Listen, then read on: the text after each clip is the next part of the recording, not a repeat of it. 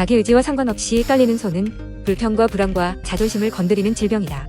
대놓고 신경 쓰이게 만드는 손떨림에 뾰족한 방법은 없을까? 많은 사람들이 경험하는 손떨림은 심하게 긴장하거나 흥분된 상태에서 일시적으로 나타나는 경우가 많다. 이는 우리 몸이 흥분될 때 교감신경이 활성화되면서 나타나는 생리적인 현상으로 병적인 상태는 아니다.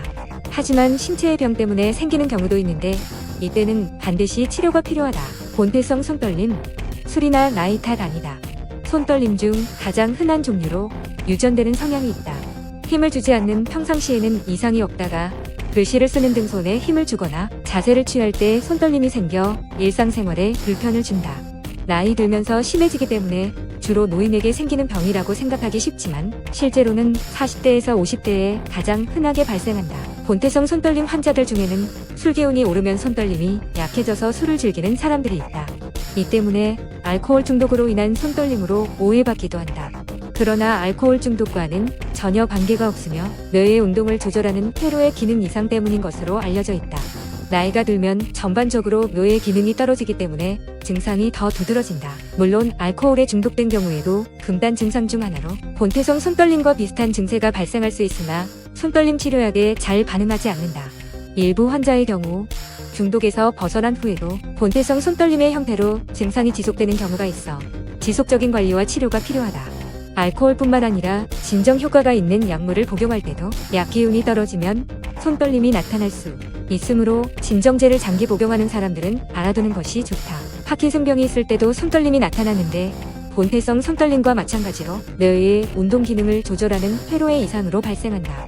그러나 이상이 발생한 부분이 서로 달라 나타나는 증상과 치료법 또한 본태성 손떨림과는 많은 차이가 있다. 뇌손상을 입을 경우에도 손떨림이 생길 수 있다.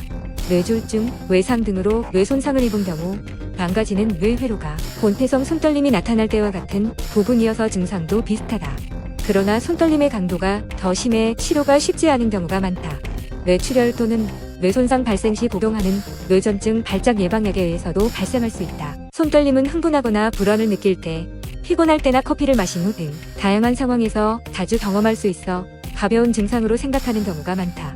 하지만 다른 뇌질환이나 전신질환의 증상으로 손떨림이 나타나기도 하고 손떨림이 심한 경우에는 일상생활이나 직장생활에 심각한 장애를 유발할 수 있기 때문에 주의가 필요하다. 특히 어떤 상황에서 손이 떨리는지, 몸을 움직일 때나 걷는 등 운동 시 불편한 다른 증상은 없는지 세심한 관찰이 필요하며 두근거림이나 불면증 등의 전신 증상은 없는지도 확인해야 하다. 본태성 손떨림의 경우 편안한 자세로 있을 때는 떨림이 없다가 힘을 줘서 자세를 취하거나 움직일 때 증상이 나타나는 특징이 있으며 인지기능이나 보행 등 다른 기능에는 큰 장애를 보이지 않는다.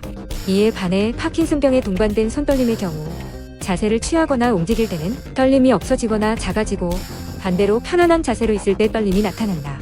또한 엄지와 검지로 한약을 굴리는 것 같은 독특한 손떨림을 보이는 경우가 있다. 몸의 움직임이 뻣뻣해지거나 무표정해지고 보행이나 중심 잡기가 힘들어지는 등 파킨슨병의 전형적인 이상 운동 증상이 동반되며 일부 환자들은 인지기능도 떨어진다. 유용하게 보셨다면 검색창에서 성필원으로 검색 부탁드려요.